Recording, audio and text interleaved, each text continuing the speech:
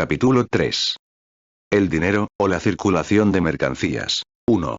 Medida de valores. Para simplificar, en esta obra partimos siempre del supuesto de que la mercancía dinero es el oro.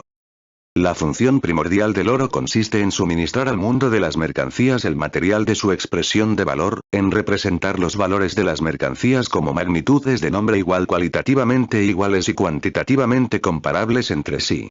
El oro funciona aquí como medida general de valores, y esta función es la que convierte al oro en mercancía equivalencial específica, en dinero. No es el dinero el que hace que las mercancías sean conmensurables, sino al revés. Por ser todas las mercancías, consideradas como valores, trabajo humano materializado, y por tanto conmensurables de por sí, es por lo que todos sus valores pueden medirse en la misma mercancía específica y ésta convertirse en su medida común de valor, o sea en dinero. El dinero, como medida de valores, es la forma o manifestación necesaria de la medida inmanente de valor de las mercancías. El tiempo de trabajo. La expresión del valor de una mercancía en oro, X mercancía igual Z mercancía dinero, es su forma dinero, o su precio. Ahora, basta una sencilla ecuación, VGR. Una tonelada hierro igual 2 onzas oro, para expresar en términos sociales el valor del hierro. Esta ecuación no necesita ya alinearse con las expresiones de valor de las demás mercancías, pues la mercancía que funciona como equivalente, el oro, tiene ahora carácter de dinero. La forma relativa general de valor de las mercancías vuelve, pues, a presentar la fisonomía de su forma de valor primitiva, simple o concreta. De otra parte, la expresión relativa de valor desarrollada o la serie infinita de expresiones relativas de valor se convierte en forma específicamente relativa de valor de la mercancía dinero. Pero ahora, esa serie va ya implícita socialmente en los precios de las mercancías. No hay más que leer al revés las cotizaciones de un boletín de precios, y encontraremos la magnitud del valor del dinero representada en las más diversas mercancías. En cambio, el dinero no tiene precio, pues para poder compartir esta forma relativa de valor que reduce a unidad todas las demás mercancías, tendría que referirse a sí mismo como a su propio equivalente.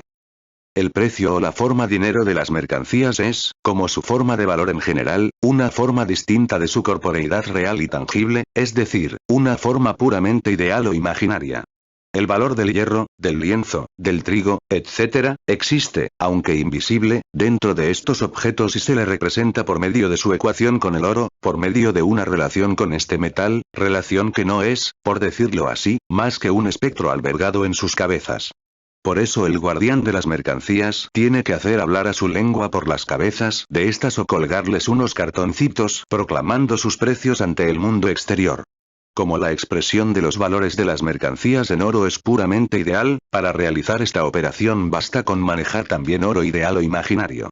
Ningún guardián de mercancías ignora que por el hecho de dar a su valor la forma de precio, es decir, la forma de oro imaginario, no dora, ni mucho menos, sus mercancías y que para tasar en oro millones de valores de mercancías no se necesita ni un adarme de oro real y efectivo. En su función de medida de valor el dinero actúa, por tanto, como dinero puramente imaginario o ideal. Este hecho ha dado pábulo a las más disparatadas teorías. Aunque la función de medida de valores suponga dinero puramente imaginario, el precio depende íntegramente del material real dinero. El valor, es decir, la cantidad de trabajo humano contenido, por ejemplo, en una tonelada de hierro, se expresa en una cantidad imaginaria de la mercancía dinero en la que se contiene la misma suma de trabajo. Por tanto, el valor de la tonelada de hierro asume precios totalmente distintos, o lo que es lo mismo, se representa por cantidades totalmente distintas de oro, plata o cobre, según el metal que se tome como medida de valor. Sí, por tanto, funcionan al mismo tiempo como medida de valores dos mercancías distintas, por ejemplo oro y plata, todas las mercancías poseerán dos precios, uno en oro y otro en plata, precios que discurrirán paralelamente sin alteración mientras permanezca invariable la relación de valor entre la plata y el oro, por ejemplo de 1:15. Pero, todos los cambios que experimente esta relación de valor vendrán a alterar la relación establecida entre los precios oro y los precios plata de las mercancías, demostrando así palpablemente que el duplicar la medida de valor contradice a la función de esta.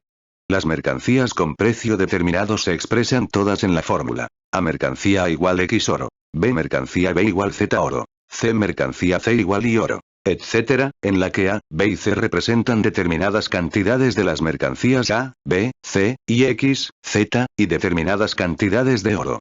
Los valores de las mercancías se convierten, por tanto, pese a toda la abigarrada variedad material de las mercaderías, en cantidades imaginarias de oro de diferente magnitud. Es decir, en magnitudes de nombre igual, en magnitudes de oro. Estas cantidades distintas de oro se comparan y miden entre sí, y esto hace que se plantee la necesidad técnica de reducirlas todas ellas a una cantidad fija de oro como a su unidad de medida. Esta unidad de medida, dividiéndose luego en partes alícuotas, se desarrolla hasta convertirse en patrón.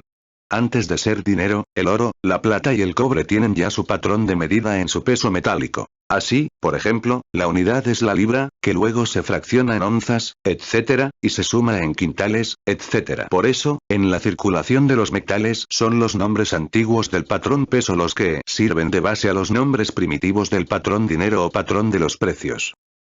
Considerado como medida de valores y como patrón de precios, el dinero desempeña dos funciones radicalmente distintas. El dinero es medida de valores como encarnación social del trabajo humano. Patrón de precios, como un peso fijo y determinado de metal. Como medida de valores, sirve para convertir en precios, en cantidades imaginarias de oro, los valores de las más diversas mercancías. Como patrón de precios, lo que hace es medir esas cantidades de oro. Por el dinero como medida de valor se miden las mercancías consideradas como valores. En cambio, como patrón de precios, lo que hace el dinero es medir las cantidades de oro por una cantidad de oro fija, y no el valor de una cantidad de oro por el peso de otra. Para que exista un patrón de precios, no hay más remedio que fijar como unidad de medida un determinado peso de oro. Aquí, como en todas las demás determinaciones de medida de magnitudes de nombre igual, lo que decide es la firmeza de los criterios con que se mide. Por tanto, el dinero, como patrón de precios, cumplirá tanto mejor su cometido cuanto menos oscile la cantidad de oro que sirve de unidad de medida.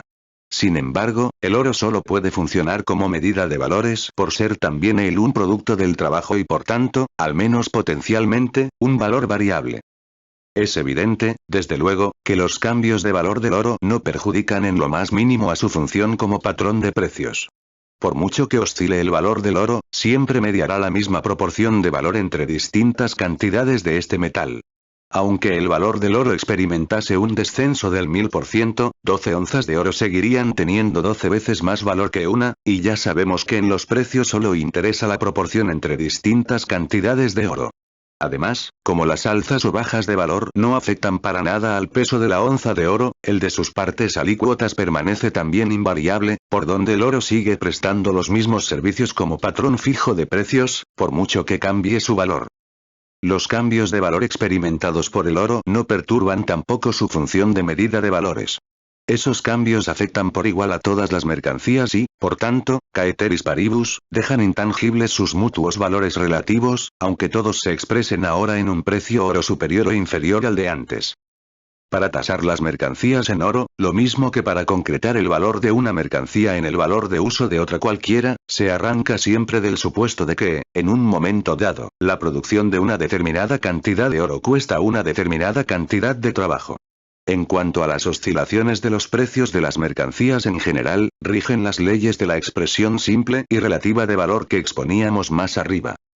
Permaneciendo constante el valor del oro, los precios de las mercancías solo pueden subir con carácter general si suben sus valores. Si los valores de las mercancías permanecen constantes, tiene que bajar el del dinero para que aquello ocurra. Y viceversa. Los precios de las mercancías solo pueden bajar con carácter general, suponiendo que permanezca constante el valor del dinero, si bajan sus valores, permaneciendo constantes los valores de las mercancías cuando baje el valor del oro.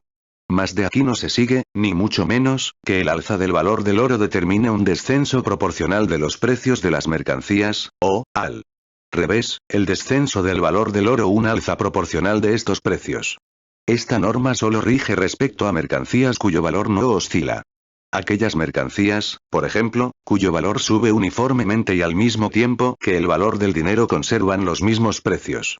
Si su valor aumenta con más lentitud o más rapidez que el del dinero, el descenso o el alza de sus precios dependerán de la diferencia entre sus oscilaciones de valor y las del dinero. Y así sucesivamente. Volvamos ahora al análisis de la forma precio. Los nombres en dinero de los pesos de metal van divorciándose poco a poco de sus nombres primitivos de peso, por diversas razones, entre las cuales tienen una importancia histórica decisiva las siguientes. Primero, la introducción de dinero extranjero en pueblos menos desarrollados. Así, por ejemplo, en la Roma antigua las monedas de plata y oro comenzaron a circular como mercancías extranjeras. Los nombres de este dinero exótico difieren, naturalmente, de los nombres que reciben las fracciones de peso en el interior del país. Segundo, al desarrollarse la riqueza, los metales menos preciosos se ven desplazados de su función de medida de valores por otros más preciosos. El cobre es desplazado por la plata y ésta por el oro, aunque semejante orden contradiga todas las leyes de la cronología poética. La libra, por ejemplo, empezó siendo el nombre monetario de una libra efectiva de plata. Al ser desplazada esta por el oro como medida de valor, aquel nombre pasó a designar, aproximadamente, 1/15 libra de oro, según la correlación de valor entre este y la plata. Hoy, la libra como nombre monetario y como nombre corriente de peso del oro son conceptos diferentes. Tercero, la práctica abusiva de la falsificación de dinero por los príncipes, práctica que dura varios siglos y que solo deja en pie el nombre del peso primitivo de las monedas. Estos procesos históricos convierten en costumbre popular la separación del nombre monetario de los pesos de los metales y los nombres corrientes de sus fracciones de peso. Finalmente, como el patrón dinero es algo puramente convencional y algo, al mismo tiempo, que necesita ser acatado por todos, interviene la ley para reglamentarlo. Una fracción determinada de peso del metal precioso, VGR. Una onza de oro, se divide oficialmente en partes alícuotas, a las que se bautiza con nombres legales, tales como libra, talero, etc. A su vez, estas partes alícuotas, que luego rigen como las verdaderas unidades de medida del dinero, se subdividen en otras partes alícuotas, bautizadas también con sus correspondientes nombres legales. Chelín, penique, etc. Pero el dinero metálico sigue teniendo por patrón, exactamente igual que antes, determinadas fracciones de peso del metal. Lo único que varía es la división y la denominación. Como se ve, los precios o cantidades de oro en que se convierten idealmente los valores de las mercancías se expresan ahora en los nombres monetarios, o sea, en los nombres aritméticos del patrón oro que la ley determina. Por tanto, en vez de decir que un cuarter de trigo vale una onza de oro, en Inglaterra se dirá que vale 3 libras esterlinas, 17 chelines y 10 medio peniques. Las mercancías se comunican pues, unas a otras, en sus nombres monetarios, lo que valen, y, cuántas veces se trata de fijar una mercancía como valor, o lo que es lo mismo en forma de dinero, este funciona como dinero aritmético. El nombre de una cosa es algo ajeno a la naturaleza de esta cosa. Por el hecho de saber que un hombre se llama Jacobo, no sabemos nada acerca de él. En los nombres monetarios libra, talero, franco, ducado, etc., se borran todas las huellas del concepto del valor. Y la confusión que produce el sentido misterioso de estos signos cabalísticos crece si se tiene en cuenta que los nombres monetarios expresan el valor de las mercancías, al mismo tiempo que expresan partes alícuotas del peso de un metal, del patrón oro. Por otra parte, el valor, a diferencia de la abigarrada corporeidad del mundo de las mercancías, no tiene más remedio que desarrollarse hasta alcanzar esta forma incolora y objetiva, que es al mismo tiempo una forma puramente social. El precio es el nombre en dinero del trabajo materializado en la mercancía. Por tanto, decir que existe una equivalencia entre la mercancía y la cantidad de dinero cuyo nombre es su precio, representa una perogrullada, puesto que la expresión relativa de valor de toda mercancía expresa siempre, como sabemos, la equivalencia entre dos mercancías. Pero el que el precio, como exponente de la magnitud de valor de la mercancía, sea el exponente de su proporción de cambio con el dinero, no quiere decir, por el contrario, que el exponente de su proporción de cambio con el dinero sea necesariamente el de su magnitud de valor. Supongamos que en 1 cuarter de trigo y en 2 libras esterlinas, aproximadamente medio onza de oro, se encierre la misma cantidad de trabajo socialmente necesario. Las 2 libras esterlinas son la expresión en dinero de la magnitud de valor del cuarter de trigo, o sea su precio. Ahora bien, si las circunstancias permiten cotizar el trigo a 3 libras esterlinas u obligan a venderlo a 1, nos encontraremos con que estos precios de 1 y 3 libras esterlinas, demasiado pequeño el uno y demasiado grande el otro como expresiones de la magnitud de valor del trigo, son, sin embargo, precios del mismo. En primer lugar, porque son su forma de valor en dinero, y en segundo lugar, porque son exponentes de su producción de cambio con este. Suponiendo que no cambien las condiciones de producción ni el rendimiento del trabajo, la reproducción del cuarter de trigo seguirá costando el mismo tiempo de trabajo social que antes. Esto es un hecho que no depende de la voluntad del productor del trigo ni del capricho de los demás poseedores de mercancías. La magnitud de valor de la mercancía expresa, por tanto, una proporción necesaria, inmanente a su proceso de creación, con el tiempo de trabajo social.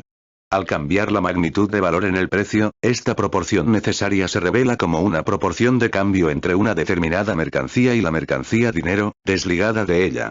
Pero, en esta proporción puede expresarse y se expresa, no solo la magnitud de valor de la mercancía, sino también el más o el menos en que en ciertas circunstancias puede cotizarse. Por tanto, la forma precio envuelve ya de suyo la posibilidad de una incongruencia cuantitativa entre el precio y la magnitud del valor, es decir, la posibilidad de una desviación entre el primero y la segunda. Y ello no supone un defecto de esta forma. Por el contrario, es eso precisamente lo que la capacita para ser la forma adecuada de un régimen de producción en que la norma solo puede imponerse como un ciego promedio en medio de toda ausencia de normas.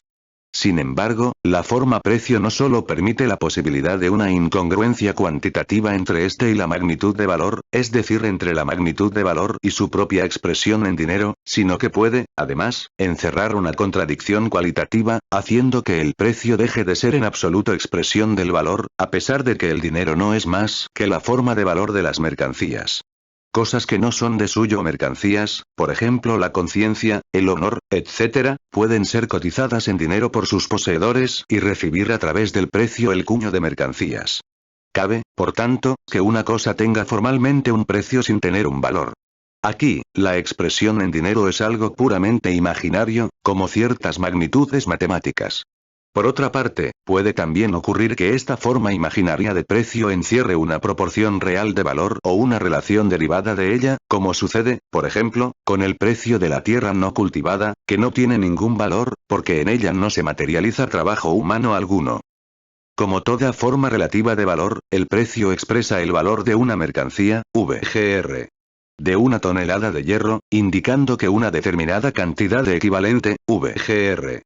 Una onza de oro, es directamente cambiable por hierro, pero no, ni mucho menos, asegurando que el hierro sea a su vez directamente cambiable por oro. Por tanto, para poder ejercer sus funciones prácticas de valor de cambio, la mercancía tiene que desnudarse de su corporeidad natural, convertirse de oro puramente imaginario en oro real, aunque esta transubstanciación le sepa más amarga que al concepto hegeliano el tránsito de la necesidad a la libertad o a una langosta la rotura del caparazón, o a San Jerónimo, el padre de la Iglesia, el despojarse del viejo Adán. Además de su forma real y corpórea, hierro por ejemplo, la mercancía puede asumir, en el precio, forma ideal de valor o forma imaginaria de oro. Lo que no puede es ser al mismo tiempo hierro efectivo y oro real. Para asignarle un precio, basta con equiparar a ello oro imaginario. Se la sustituye por oro, para que preste a su poseedor el servicio de equivalente general. Así el poseedor del hierro, VGR, se enfrentase con el poseedor de una mercancía mundana y le brindase el precio en hierro, como forma de dinero, el mundano contestaría como contestó en el paraíso San Pedro al Dante, cuando éste le recitó la fórmula de la fe. Assai bene et trascorsa. Desta moneta già la lega e el peso. Ma dimise tu la in ella tua borsa. La forma precio lleva implícita la enajenabilidad de las mercancías a cambio de dinero y la necesidad de su enajenación. Por su parte, el oro funciona como medida ideal de valores, por la sencilla razón de que en el proceso de cambio actúa como mercancía dinero. Detrás de la medida ideal de valores acecha, pues, el dinero contante y sonante. 2. Medio de circulación. A. La metamorfosis de las mercancías. Veíamos que el proceso de cambio de las mercancías encierra aspectos que se contradicen y excluyen entre sí. El desarrollo de la mercancía no suprime estas contradicciones. Lo que hace es crear la forma en que pueden desenvolverse. No existe otro procedimiento para resolver las verdaderas contradicciones. Así, por ejemplo, el que un cuerpo se vea constantemente atraído por otro y constantemente repelido por él, constituye una contradicción. Pues bien, la elipse es una de las formas de movimiento en que esta contradicción se realiza a la par que se resuelve. El proceso de cambio, al transferir las mercancías de manos de aquel para quien son no valores de uso a manos del que las busca y apetece como valores de uso, es un proceso de metabolismo social. El producto de un trabajo útil suple el de otro. Al llegar al sitio en que desempeña funciones de valor de uso, la mercancía sale de la órbita del cambio y entra en la órbita del consumo. Por el momento, esta no nos interesa. Hemos delimitamos, pues, a investigar todo ese proceso en su aspecto formal, fijándonos solamente en el cambio de forma o metamorfosis de las mercancías, que sirve de cauce al proceso del metabolismo social. El hecho de que este cambio de forma se conciba de un modo tan defectuoso tiene su explicación, aparte de la confusión que reina acerca del concepto del valor, en el hecho de que los cambios de forma de una mercancía se operan siempre mediante el trueque de dos mercancías. Una mercancía vulgar y corriente y la mercancía dinero. Si nos fijamos solamente en este aspecto material, en el trueque de mercancía por oro, escapa a nuestra atención aquello precisamente que nos interesa ver, o sea, lo que ocurre con la forma. Enfocando así las cosas, no advertimos que el oro, considerado como simple mercancía, no es dinero y que las demás mercancías, al asumir un precio, se remiten al oro como a su propia forma en dinero. En un principio, las mercancías se lanzan al proceso de cambio sin dorar y sin azucarar, tal y como vienen al mundo. Pero este proceso produce un desdoblamiento de la mercancía en mercancía y dinero, antítesis mecánica en que las mercancías revelan su antítesis inmanente de valor de uso y valor. En esta antítesis, las mercancías se enfrentan, como valores de uso, con el dinero, valor de cambio. Lo cual no obsta para que ambos términos antitéticos sean mercancías, y por tanto, unidades de valor de uso y de valor. Pero esta unidad en la variedad cobra una expresión inversa en cada uno de los dos polos, representando con ello, al mismo tiempo, un juego de acciones y reacciones entre ambos. La mercancía es un valor de uso real. Su existencia como valor solo se revela de un modo ideal en el precio, que las refiere como a su forma real de valor al oro, situado en el otro polo. A su vez, el material oro no interesa más que como materialización de valor, como dinero. En su aspecto real es, por tanto, valor de cambio. Su valor de uso solo se manifiesta de un modo ideal en la serie de las expresiones relativas de valor en las que se refiere a las mercancías situadas en el otro polo, como al corro de sus formas reales de uso. Estas formas antitéticas de las mercancías son las formas reales en que se desenvuelve su proceso de cambio. Acompañemos ahora a un poseedor cualquiera de mercancías, por ejemplo a nuestro amigo el tejedor, a la escena en que se desarrolla el proceso de cambio, al mercado. Su mercancía, 20 varas de lienzo, tiene un precio determinado. Este precio es 2 libras esterlinas. Nuestro hombre cambia, pues, su mercancía por 2 libras esterlinas y luego, como es hombre de arraigadas convicciones, vuelve a cambiar este dinero por una Biblia familiar del mismo precio. Como vemos, el lienzo, que para él no era más que una mercancía, representación de valor, se enajena por oro, por su forma corpórea de valor, y esta a su vez, por otra mercancía, por la Biblia, que pasa a formar parte del ajuar del tejedor, como objeto útil, para satisfacer las necesidades de devoción del comprador y de su familia. El proceso de cambio de la mercancía se opera, por tanto, mediante dos metamorfosis antagónicas y que se completan recíprocamente. Transformación de la mercancía en dinero y nueva transformación de este en mercancía. Las dos etapas de la metamorfosis de las mercancías son, a la par, un trato comercial de los poseedores de estas, venta o cambio de la mercancía por dinero, compra, o cambio del dinero por la mercancía, y la unidad de ambos actos, vender para comprar. Enfocando el resultado final del trato, el tejedor advierte que tiene en sus manos, en lugar del lienzo, una Biblia. Que posee, en vez de su mercancía primitiva, otra de idéntico valor, pero de distinta utilidad. Es el mismo camino que sigue para entrar en posesión de los demás medios de vida y de producción que necesita. Desde su punto de vista, la finalidad de todo este proceso se reduce a facilitar el cambio de los productos de su trabajo por los productos del trabajo ajeno, a facilitar el cambio de productos. Por tanto, el proceso de cambio de la mercancía se desarrolla a través del siguiente cambio de forma. Mercancía, dinero, mercancía. M. Si atendemos a su contenido material, la rotación M no es más que cambio de mercancía por mercancía, el metabolismo del trabajo social, en cuyo resultado se extingue el propio proceso. MD. Primera metamorfosis de la mercancía, 90. El tránsito del valor de la mercancía, al huir del cuerpo de esta para tomar cuerpo en el dinero es, como hubimos de decir ya en otro lugar, el salto mortal de la mercancía. Claro está que si le falla, no es la misma mercancía la que se estrella, sino su poseedor. La división social del trabajo hace que los trabajos de los poseedores de mercancías sean tan limitados como ilimitadas son sus necesidades. Por eso sus productos no les sirven más que como valores de cambio. Más, para revestir la forma de equivalente cotizable con carácter general en la sociedad, tienen que convertirse en dinero, y el dinero está en los bolsillos ajenos. Si quiere hacerlo salir de la faltriquera en que se halla, la mercancía tiene que ser, ante todo, un valor de uso para el poseedor del dinero y, por tanto, el trabajo invertido en ella un trabajo invertido en forma socialmente útil, un eslabón en la cadena de la división social del trabajo. Pero, la división del trabajo es un organismo natural y primitivo de producción, cuyos hilos se han tejido y siguen tejiéndose a espaldas de los productores de mercancías. Y puede ocurrir que éstas sean fruto de un nuevo trabajo, que pretende satisfacer una nueva necesidad, o tal vez crearla por su propio impulso. Una actividad que ayer era todavía simplemente una función de tantas, entre las muchas desempeñadas por determinado productor de mercancías, se desprende tal vez de aquel haz, cobra existencia propia e independiente y lanza al mercado, como mercancía también independiente, su producto parcial. No importa que las circunstancias sean o no propicias para este proceso de disociación. Basta con que el producto satisfaga actualmente una necesidad social. Mañana será desplazado tal vez, en todo o en parte, por otro producto semejante a él. Cuando el trabajo es, como el de nuestro tejedor, un eslabón patentado en la cadena de la división social del trabajo, no garantiza tan solo, ni mucho menos, el valor de uso de sus 20 varas de lienzo. Desde el momento en que la necesidad social de lienzo, que como todo tiene sus límites, se viese saciada por los tejedores que hacen la competencia a nuestro amigo, el producto de este sería superfluo, ocioso, y, por tanto, inútil. A caballo regalado no se le mira el diente, pero nuestro tejedor no acude al mercado para regalar nada a nadie.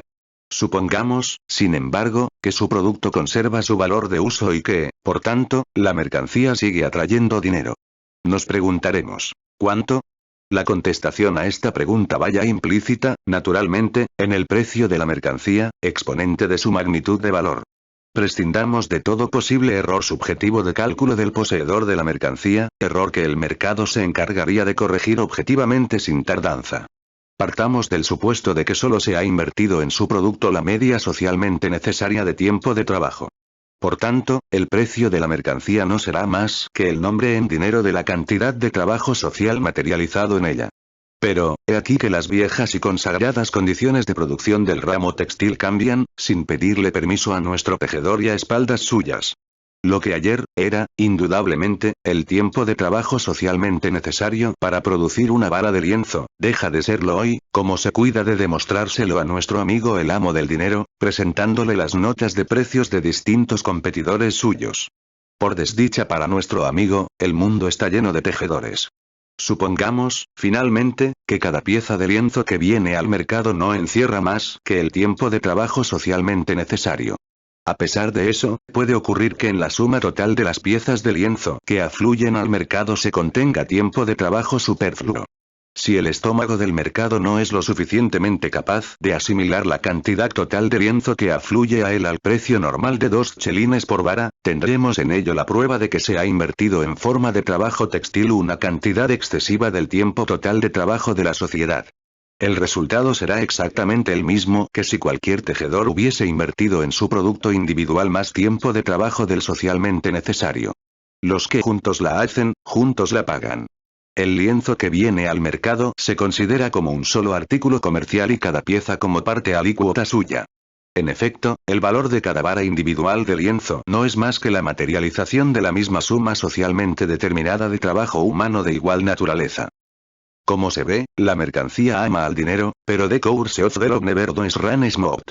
La ramificación cuantitativa del organismo social de producción, que exhibe sus membra disjecta en el sistema de la división del trabajo, no es menos primitiva ni menos fortuita que su concatenación cualitativa. Y nuestros poseedores de mercancías advierten que este mismo régimen de división del trabajo que los convierte en productores privados independientes hace que el proceso social de producción y sus relaciones dentro de este proceso sean también independientes de ellos mismos, por donde la independencia de una persona respecto a otras viene a combinarse con un sistema de mutua dependencia respecto a las cosas. La división del trabajo convierte el producto del trabajo en mercancía, haciendo con ello necesaria su transformación en dinero. Al mismo tiempo, hace que el hecho de que esta transubstanciación se efectúe o no sea un hecho puramente casual. Pero aquí hemos de analizar el fenómeno en toda su pureza, dando por sentado que se desarrolla de un modo normal. Por lo demás, cualesquiera que sean las condiciones en que este fenómeno se desarrolle, se operará, siempre y cuando que la mercancía encuentre salida, siempre y cuando que no sea invendible, un cambio de forma, aunque pueda darse la anomalía de que este cambio de forma suprima o añada sustancia, magnitud de valor. Uno de los dos poseedores de mercancías cambia la suya por oro. El otro cambia oro por mercancías. La manifestación tangible y corpórea de este hecho es el cambio de mano o de sitio de los dos objetos, de la mercancía y el oro, de las 20 varas de lienzo y las 2 libras esterlinas, es decir, su intercambio. Pero, ¿a cambio de qué se da la mercancía? Se da a cambio de su propia forma general de valor. ¿Y el oro? El oro se da a cambio de una forma especial de su valor de uso. Porque es el oro el que se enfrenta, en concepto de dinero, con el lienzo. Porque su precio de 2 libras esterlinas, o sea, su nombre en dinero, refiere ya el lienzo al oro como dinero.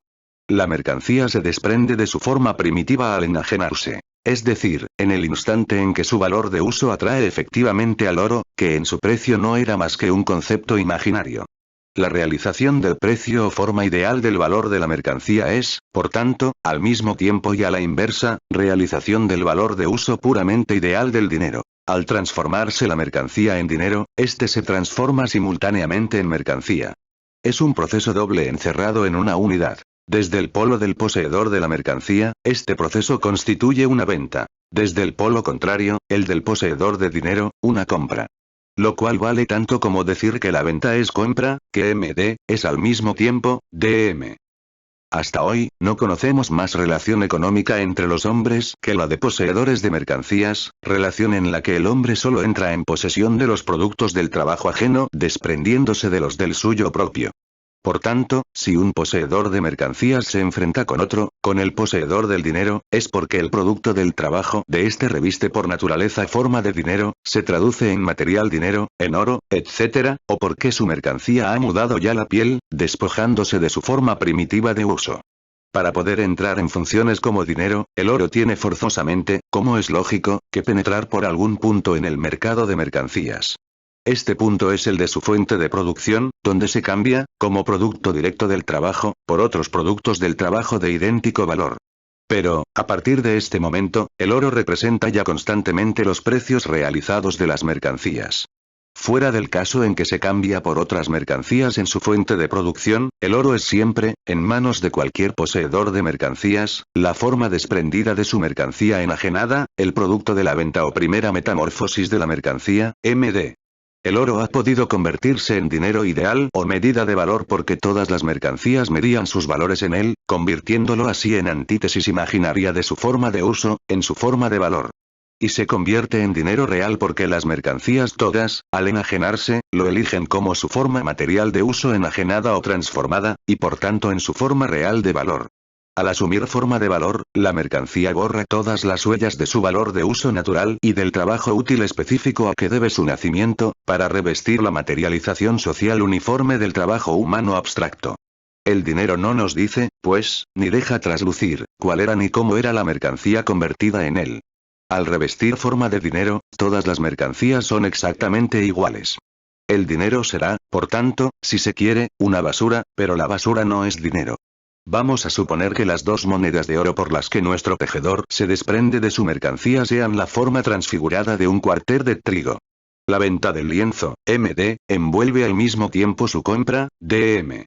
Pero, concebido como venta del lienzo, este proceso inicia un movimiento de rotación que termina con su antítesis, con la compra de la Biblia. Y concebido como compra del lienzo, pone punto final a un movimiento de rotación que arranca de su antítesis, de la venta del trigo. Por tanto, MD, lienzo, dinero, primera fase del ciclo MDM, lienzo, dinero Biblia, es al mismo tiempo DM, dinero, lienzo, o sea, la fase final de otro movimiento de rotación. MDM, trigo, dinero, lienzo. La primera metamorfosis de una mercancía, su transformación de forma de mercancía en dinero, envuelve siempre, al mismo tiempo, la segunda metamorfosis antagónica de otra mercancía, o sea, su reversión de la forma de dinero a mercancía. DM. Segunda metamorfosis o metamorfosis final de la mercancía. Compra. El dinero, forma enajenada de todas las demás mercancías o producto de su enajenación general, es, por ello mismo, la mercancía absolutamente enajenable. El dinero lee al revés todos los precios y se refleja, por tanto, en los cuerpos de todas las mercancías como el material altruista de su propia gestación de mercancías. Al mismo tiempo, los precios, es decir, las miradas amorosas que le echan las mercancías, señalan el límite de su capacidad de transformación, o sea, su propia cantidad. La mercancía desaparece al convertirse en dinero. Este no nos dice, pues, cómo ha llegado a manos de su poseedor, ni qué es lo que hay detrás de él. No-let, cualquiera que sea su origen y si de una parte representa una mercancía vendida, de otra parte representa mercancías comprables. O sea la compra, es a la par venta, D. Por tanto, la metamorfosis final de una mercancía representa, al mismo tiempo, la metamorfosis inicial de otra. Para nuestro tejedor, representa el tránsito de su mercancía a la Biblia, en la que ha vuelto a convertir las 2 libras esterlinas obtenidas por el lienzo. Pero a su vez, el vendedor de la Biblia invierte las 2 libras esterlinas entregadas por el tejedor en aguardiente. Fase final del proceso. Lienzo, dinero, Biblia, es a la par o sea la primera fase del proceso Biblia, dinero, aguardiente.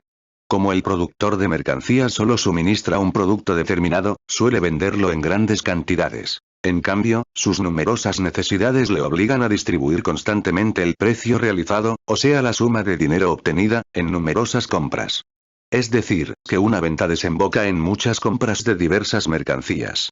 Por donde la metamorfosis final de una mercancía representa siempre una suma de metamorfosis iniciales de otras mercancías.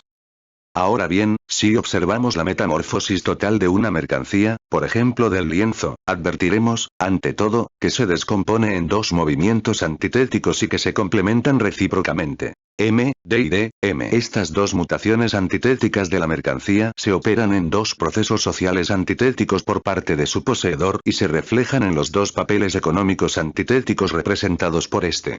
En cuanto a agente del acto de venta, el poseedor de la mercancía actúa como vendedor. En cuanto a agente del acto de compra, actúa como comprador. Pero, como en toda metamorfosis de la mercancía se encierran simultáneamente, aunque sea en polos opuestos, sus 2 formas, la de mercancía y la de dinero, frente al poseedor de mercancías que actúa como vendedor se alza siempre un comprador, y frente a este un vendedor. Y del mismo modo que la mercancía atraviesa sucesivamente por las 2 metamorfosis opuestas, la que convierte a la mercancía en dinero y la que transforma este en mercancía, el poseedor de mercancías desempeña sucesivamente, sin dejar de ser quien es, los papeles de vendedor y comprador. Estos papeles no son, por tanto, papeles fijos e inmutables, sino que cambian constantemente de personas dentro de la circulación de mercancías. La metamorfosis total de una mercancía encierra, en su forma más simple, 4 extremos y 3 personajes. En primer lugar, la mercancía se enfrenta con el dinero como su forma de valor, forma que posee realidad corpórea y tangible del otro lado de la raya, en el bolsillo ajeno. El poseedor de la mercancía se enfrenta, por tanto, con el poseedor del dinero. Pero, tan pronto como la mercancía se convierte en dinero, este pasa a ser su forma equivalencial llamada a desaparecer, forma cuyo valor de uso o contenido existe del lado de acá de la raya, en otras mercancías materiales. El dinero, punto final de la primera metamorfosis de la mercancía, es, a la vez, punto de arranque de la segunda. El vendedor del primer acto se convierte en el segundo acto en comprador, al encontrarse con un tercer poseedor de mercancías que le sale al paso como vendedor. Las 2 fases opuestas de este proceso de metamorfosis de las mercancías componen un ciclo. Forma de mercancía, abandono de esta forma y retomo a ella. Cierto es que la mercancía, en cuanto tal mercancía, interviene aquí como un objeto antitéticamente condicionado. En el punto de arranque del proceso, la mercancía es un no valor de uso para su poseedor. En el punto final, es ya un valor de uso para quien la posee. Y lo mismo el dinero, que empieza siendo la cristalización fija de valor en que se convierte la mercancía, para diluirse luego en su simple forma equivalencial. Las 2 metamorfosis que integran el ciclo de una mercancía forman, al mismo tiempo las metamorfosis parciales opuestas de otras 2 mercancías. La misma mercancía, lienzo, encabeza la serie de sus propias metamorfosis y pone punto final a la metamorfosis total de otra mercancía, del trigo. Durante su primera metamorfosis, o sea la venta, desempeña en persona estos 2 papeles. En cambio, como crisálida oro, que es el camino de todos los mortales, cierra al mismo tiempo la metamorfosis inicial de una tercera mercancía. El ciclo recorrido por la serie de metamorfosis de una mercancía cualquiera se enreda, por tanto, en la madeja inextricable de los ciclos de otras mercancías. El proceso total constituye la circulación de mercancías. La circulación de mercancías se distingue, y no solo formalmente, sino de un modo sustancial, del intercambio directo de productos. No hay más que volver la vista a las transacciones de que hablábamos. El tejedor cambia incondicionalmente su lienzo por la Biblia, su mercancía por otra ajena. Pero este fenómeno solo es cierto en lo tocante a él. El vendedor de Biblias, más amigo del calor que del frío, no ha pensado en cambiar el lienzo por la Biblia, del mismo modo que el tejedor ignora que su lienzo se ha cambiado por trigo, etc. La mercancía de B viene a ocupar el puesto de la A, pero sin que entre A y B medie un intercambio de sus mercancías. Puede ocurrir que A y B se enfrenten como comprador y vendedor respectivamente, pero esta relación concreta no obedece, ni mucho menos, al régimen general de la circulación de mercancías. De una parte, vemos aquí cómo el intercambio de mercancías rompe los diques individuales y locales del intercambio de productos y hace que se desarrolle el proceso de asimilación del trabajo humano. De otra parte, nos encontramos con todo un tropel de concatenaciones naturales de carácter social, que se desarrollan sustraídas por entero al control de las personas interesadas.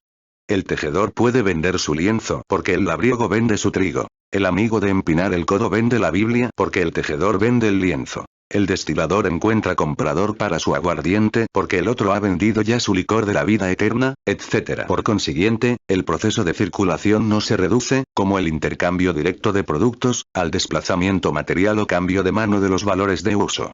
El dinero no desaparece al quedar eliminado de la serie de metamorfosis de una mercancía, sino que pasa a ocupar el puesto circulatorio que las mercancías dejan vacante. Así por ejemplo, en la metamorfosis total del lienzo. Lienzo, dinero, Biblia, lo primero que sale de la circulación es el lienzo, cediendo su sitio al dinero. Luego, sale de la circulación la Biblia, y vuelve a ocupar su sitio el dinero. Al sustituirse una mercancía por otra, queda siempre adherida a una tercera mano la mercancía dinero. La circulación exuda constantemente dinero.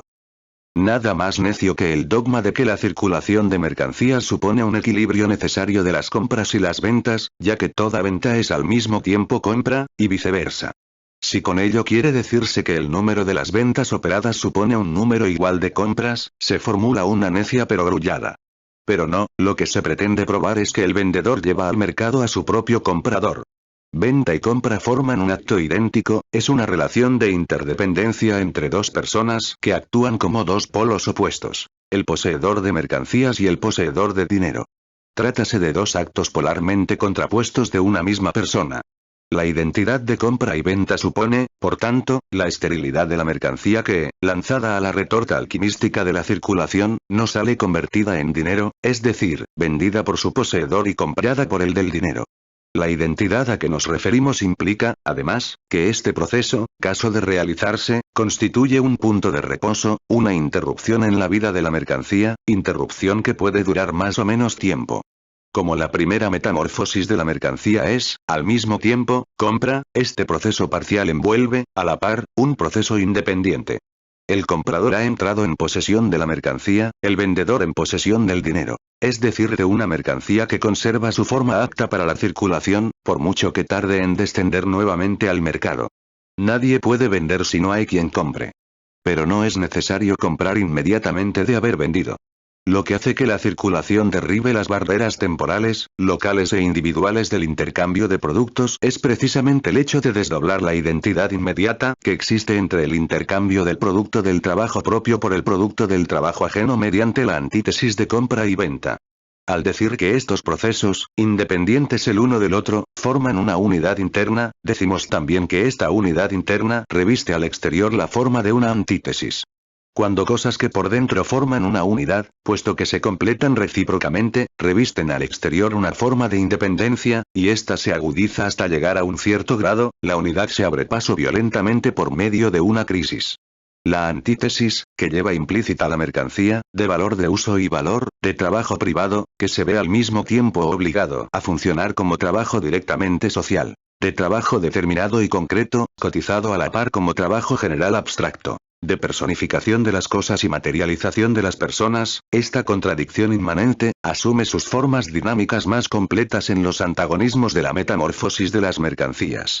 Por eso estas formas entrañan la posibilidad, aunque solo la posibilidad, de crisis. Para que esta posibilidad se convierta en realidad, tiene que concurrir todo un conjunto de condiciones que no se dan todavía, ni mucho menos, dentro de la órbita de la circulación simple de mercancías. El dinero, en sus funciones de mediador de la circulación de mercancías, asume el papel de medio de circulación. B. El curso del dinero. El cambio de forma en que se opera el cambio de materia o metabolismo de los productos del trabajo, exige que el valor de que se trata constituya el punto inicial del proceso como mercancía y retome como mercancía al punto de que partió. Trátase, pues, de un movimiento cíclico. Mas por otra parte, esta misma forma excluye el movimiento cíclico del dinero. Su resultado consiste en alejar constantemente al dinero de su punto de partida, no en hacer que retome a él.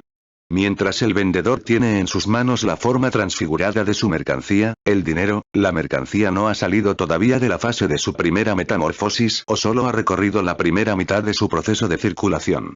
Al finalizar este proceso, vender para comprar, el dinero desaparece de manos de su primitivo poseedor.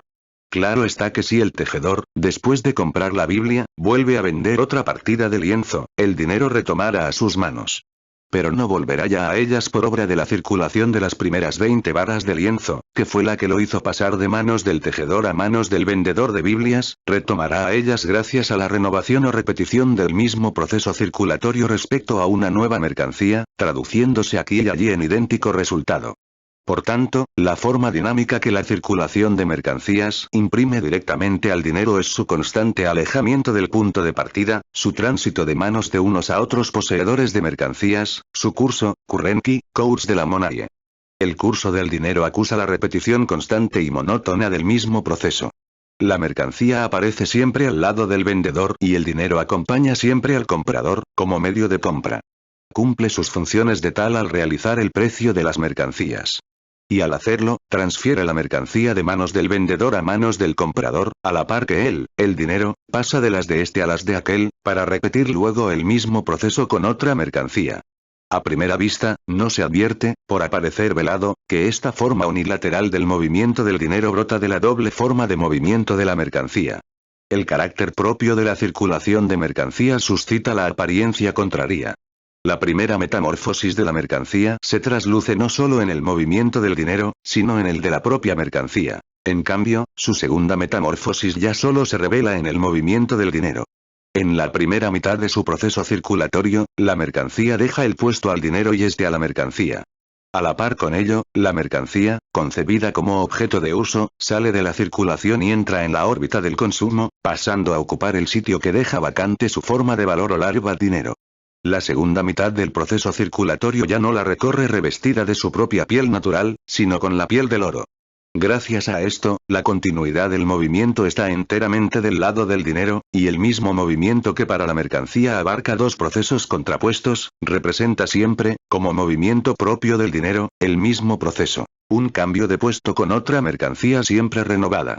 Por eso lo que es resultado de la circulación de mercancías, el desplazamiento de una mercancía por otra, parece como si no respondiese al propio cambio de forma de las mercancías, sino a la función del dinero como medio de circulación, que hace circular a las mercancías, inmóviles de suyo, transfiriéndolas de manos de aquel para quien representan no valores de uso a manos de quien las busca como valores de uso, siempre en sentido opuesto al de su propio curso. El dinero desplaza continuamente a las mercancías de la órbita de la circulación, pasando a ocupar sin cesar su puesto circulatorio y alejándose con ello de su propio punto de partida. Así, pues, aunque el movimiento del dinero no hace más que reflejar la circulación de las mercancías, parece como si ocurriese lo contrario, como si éstas solo fuesen el resultado del movimiento del dinero. Por otra parte, el dinero solo desempeña las funciones de medio de circulación por ser el valor sustantivado de las mercancías. Por tanto, su movimiento como medio de circulación no es, en realidad, más que el movimiento formal de las propias mercancías. Por eso es lógico que ésta se refleje, incluso de un modo tangible, en el curso del dinero. Así, por ejemplo, el lienzo empieza trocando su forma de mercancía por su forma de dinero. Luego, el punto final de su primera metamorfosis, o sea la forma dinero, se convierte en el punto inicial de su última metamorfosis, de su retroconversión en Biblia. Pero cada uno de estos dos cambios de forma se opera mediante un intercambio de mercancía y dinero, pasando aquella a ocupar el lugar de este, y viceversa. Las mismas piezas de dinero entran en manos del vendedor como forma enajenada de la mercancía, y salen de ellas como forma de la mercancía absolutamente enajenable ya. Cambian de sitio por dos veces. La primera metamorfosis sufrida por el lienzo traslada esas piezas de dinero al bolsillo del tejedor. La segunda los hace emigrar de él. Como vemos, los dos cambios opuestos de forma de la misma mercancía se reflejan en los dos cambios de lugar del dinero en sentido opuesto. Por el contrario, cuando la metamorfosis de las mercancías es puramente unilateral, es decir, cuando solo se celebran simples ventas o compras, como se quiera, el dinero solo cambia de sitio una vez. El segundo cambio de sitio expresa siempre la segunda metamorfosis de la mercancía, abandonando nuevamente la forma de dinero. Y en la reiteración frecuente del desplazamiento de las mismas piezas de dinero no se refleja tan solo la serie de metamorfosis de una única mercancía, sino que se refleja también el entrelazamiento de las innumerables metamorfosis del mundo de las mercancías en general. Por lo demás, no es necesario advertir, pues de suyo se comprende, que todo lo que decimos solo se refiere a la forma de la circulación simple de mercancías, que es la que estamos analizando. Al dar el primer paso en la órbita de la circulación, al sufrir el primer cambio de forma, la mercancía sale siempre de la circulación, en la que entran constantemente mercancías nuevas. En cambio, el dinero, como medio de circulación que es, mora constantemente en la órbita de la circulación y se mueve sin cesar en ella. Surge así el problema de saber cuánto dinero absorbe de un modo constante la órbita circulatoria. En un país se operan todos los días, simultáneamente, y por tanto paralelamente también en el espacio, numerosas metamorfosis unilaterales de mercancías. O, dicho en otros términos, simples ventas de una parte, y de otras simples compras. Por sus precios, las mercancías se equiparan ya a determinadas cantidades imaginarias de dinero. Ahora bien, como la forma directa de circulación que estamos estudiando contrapone siempre de un modo corpóreo la mercancía y el dinero, situando aquella en el polo de la venta y este en el polo contrario de la compra, es evidente que la masa de medios de circulación necesaria para alimentar el proceso circulatorio del mundo de las mercancías estará determinada por la suma de los precios de estas.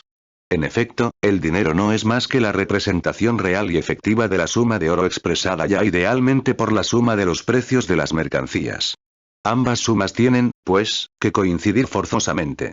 Sabemos, sin embargo, que permaneciendo invariables los valores de las mercancías, sus precios oscilan con el valor del oro, con el valor del material dinero, subiendo en la proporción en que el valor del oro baja, y bajando en la proporción en que éste sube. Por tanto, al aumentar o disminuir la suma de los precios de las mercancías, tiene necesariamente que aumentar o disminuir la masa del dinero en circulación. Es, como se ve, el propio dinero el que determina los cambios experimentados por la masa de los medios de circulación, pero no en su función de medio circulatorio, sino en su función de medida de valores. El precio de las mercancías cambia en razón inversa al valor del dinero. Por tanto, la masa de los medios de circulación cambiará en razón directa al precio de las mercancías. Exactamente lo mismo ocurriría si, por ejemplo, no bajase el valor del oro, sino que éste fuese sustituido por la plata como medida de valores, o no subiese el valor de la plata, sino que el oro desplazase a esta en su función de medida de valor. En el primer caso, tendría que funcionar más plata que antes oro, en el segundo caso, menos oro que antes plata. Pero, en ambos casos, variaría el valor del material dinero, es decir, de la mercancía que funciona como medida de valores, y por tanto la expresión, precio de los valores de las mercancías y, con ella, la masa del dinero en circulación necesario para la realización de estos precios. Como vemos, en la órbita de circulación de las mercancías hay un resquicio por el que penetra en ella el oro, o la plata, es decir, el material dinero, como mercancía con un determinado valor. Este valor está preestablecido en la función del dinero como medida de valores, y, por tanto, en la determinación de su precio. Si luego baja de valor, por ejemplo, la propia medida de valores, esto se acusará ante todo en el cambio de precios de las mercancías que entren en contacto directo con los metales preciosos en sus fuentes de producción, cambiándose por ellos como por otras mercancías cualesquiera. Al ocurrir esto, podría acontecer, sobre todo en fases menos desarrolladas de la sociedad burguesa, que las demás mercancías siguieran cotizándose durante largo tiempo, en gran parte, con el valor anticuado y ya ilusorio de la medida de valores. Sin embargo, las mercancías se contagian unas a las otras su proporción de valor, y los precios oro o plata de las mercancías van tendiendo a nivelarse gradualmente en las proporciones determinadas por sus propios valores, hasta que, por último, los valores de todas las mercancías se cotizan a tono con el nuevo valor del metal dinero. Este proceso de nivelación va acompañado del incremento constante de los metales preciosos, que afluyen al mercado para suplir a las mercancías directamente cambiadas por ellos. Por tanto, al paso que se generaliza el nivel rectificado de precios de las mercancías, o que sus valores se cotizan con arreglo al valor nuevo, depreciado y que hasta cierto punto continúa depreciándose constantemente, del metal, se forma la masa suplementaria indispensable para su realización. Una apreciación unilateral de los hechos que siguieron al descubrimiento de las nuevas minas de oro y plata indujo en el siglo XVII, y sobre todo en el XVIII, a la conclusión engañosa de que los precios de las mercancías habían subido por haberse lanzado al mercado más oro y más plata como medios de circulación. En lo sucesivo, consideraremos el valor del oro como algo fijo, como lo es realmente en el momento de calcularse los precios. Partiendo, pues, de esta premisa, la masa de los medios de circulación está determinada por la suma de los precios de las mercancías que han de ser realizados. Partiendo, además, del supuesto de que el precio de cada clase de mercancías es un factor dado, la suma de los precios de las mercancías dependerá, evidentemente, de la masa de mercancías que se hallen en circulación. No hace falta quebrarse mucho la cabeza para comprender que si 1 cuarter de trigo cuesta 2 libras esterlinas, 100 cuarters costarán 200 libras, 200, 400 y así sucesivamente, es decir, que, al aumentar la masa de trigo, aumentará también necesariamente la masa de dinero que viene a ocupar su puesto mediante la venta del cereal. Suponiendo que la masa de mercancías permanezca constante, la masa del dinero en circulación aumenta y disminuye a tono con las fluctuaciones de los precios de las mercancías. Y es natural, ya que la suma de los precios de estas aumenta o disminuye conforme a los cambios experimentados por sus precios. Para ello no hace falta, ni mucho menos, que los precios de todas las mercancías suban o bajen al mismo tiempo. Para que suba o baje la suma de los precios de todas las mercancías en circulación que hay que realizar, y, por tanto, para que aumente o disminuya la masa de dinero puesta en circulación, basta con que suban o bajen, según los casos, los precios de un cierto número de artículos importantes. El cambio experimentado por los precios de las mercancías actúa siempre del mismo modo sobre la masa de los medios de circulación, lo mismo cuando refleja un verdadero cambio de valor que cuando responde a simples oscilaciones de los precios en el mercado. Tomemos unas cuantas ventas o metamorfosis parciales sin relación alguna entre sí que discurren paralelamente en el tiempo y en el espacio, las ventas VGR. De 1 cuarter de trigo, 20 varas de lienzo, una Biblia y 4 galones de aguardiente. Suponiendo que el precio de cada uno de estos artículos sea 2 libras esterlinas, y, por tanto, la suma de precios a realizar 8 libras esterlinas, estas transacciones lanzarán a la circulación una masa de dinero de 8 libras. En cambio, si todas estas mercancías representan otros tantos eslabones en la cadena de metamorfosis que ya conocemos, 1 cuarter de trigo, 2 libras esterlinas, 20 varas de lienzo, 2 libras esterlinas, una Biblia, 2 libras esterlinas, 4 galones de aguardiente, 2 libras esterlinas, bastarán 2 libras esterlinas para poner en circulación sucesivamente las distintas mercancías, realizando por turno sus precios, y por tanto la suma de estos, o sea, las 8 libras esterlinas, hasta hacer alto por fin en manos del destilador. Para ello, darán 4 vueltas.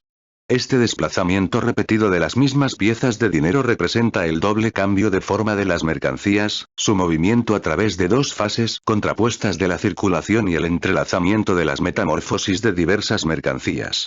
Es evidente que las fases antagónicas que, completándose las unas a las otras, recorre este proceso, no pueden discurrir paralelamente en el espacio, sino que tienen que sucederse las unas a las otras en el tiempo. Su duración se mide, pues, por fracciones de tiempo, y el número de rotaciones de las mismas monedas dentro de un tiempo dado indica la velocidad del curso del dinero. Supongamos que el proceso circulatorio de aquellas 4 mercancías dure un día. La suma de precios a realizar representará 8 libras esterlinas, el número de rotaciones de estas monedas al cabo de un día será de 4 y la masa del dinero en circulación ascenderá a 2 libras esterlinas. Es decir, que en una fracción de tiempo determinada el proceso de circulación puede representarse así. Suma de precios de las mercancías dividido entre número de rotaciones de las monedas representativas de igual valor igual masa. de dinero que funciona como medio de circulación. Esta ley rige con carácter general. Es cierto que el proceso circulatorio de un país y durante un período de tiempo determinado abarca, de una parte, numerosas ventas, o compras, o metamorfosis parciales desperdigadas, sin conexión alguna en el tiempo ni en el espacio y en que las mismas piezas de dinero solo cambian de sitio una vez, o lo que es lo mismo, solo describen un movimiento de rotación, y, de otra parte, numerosas cadenas de metamorfosis con un número mayor o menor de eslabones, unas que discurren paralelamente y otras que se entrelazan, y en que las mismas piezas de dinero describen rotaciones más o menos numerosas. Sin embargo, el total de rotaciones de todas las monedas de valor igual que se hallan en circulación arroja la cifra media de las rotaciones descritas por cada pieza y la velocidad media del curso del dinero. Claro está que la masa de dinero lanzada al proceso circulatorio diario, supongamos, al comenzar el día dependerá de la suma de precios de las mercancías que circulen al mismo tiempo y paralelamente en el espacio. Pero, dentro de este proceso, cada moneda es solidaria, por decirlo así, de las demás. Si una acelera su ritmo circulatorio, la otra se estanca o se sale de la órbita de la circulación, ya que ésta solo puede absorber una masa de oro que, multiplicada por la cifra media de rotación de su elemento individual, de la suma de precios que han de realizarse. Por tanto, al aumentar el número de rotaciones de las monedas, disminuirá necesariamente la masa de monedas en circulación. Y viceversa, al disminuir el número de rotaciones aumentará esta masa. Y como, dado el grado medio de velocidad, se sabe la masa de dinero que puede funcionar como medio de circulación, no hay más que lanzar, por ejemplo, a la circulación una determinada cantidad de billetes de a libra para sacar de ella una cantidad equivalente de soberanos. Manipulación que todos los bancos conocen perfectamente. Así como en la rotación del dinero en general solo se revela el proceso de circulación de las mercancías, o sea el ciclo recorrido por estas a través de metamorfosis opuestas, en el ritmo de la rotación del dinero se revela solamente el ritmo de su cambio de forma, el continuo tránsito de unas a otras cadenas de metamorfosis, la celeridad del metabolismo o cambio de materia, la rapidez con que las mercancías desaparecen de la órbita circulatoria y son sustituidas por otras nuevas. En el ritmo de la rotación del dinero se manifiesta, pues, la unidad fluida de las diversas fases contrapuestas y que se completan las unas a las otras, la transformación de la forma de uso en forma de valor y su reversión de forma de valor a forma de uso, o de los dos procesos de venta y compra. Por el contrario, al amortiguarse la rotación del dinero, ello es indicio de que estos procesos se disocian y se hacen independientes y antagónicos, de que se paraliza el cambio de forma, y, por tanto, el de materia. ¿De dónde proviene esta paralización? No nos lo dice, directamente, como es natural, el propio proceso circulatorio. Este se limita a revelar el fenómeno. La interpretación vulgar, viendo que, al amortiguarse el ritmo de rotación del dinero, este se hace menos frecuente y desaparece en todos los puntos de la periferia circulatoria, se inclina a pensar que este fenómeno tiene su raíz en la escasez de medios de circulación.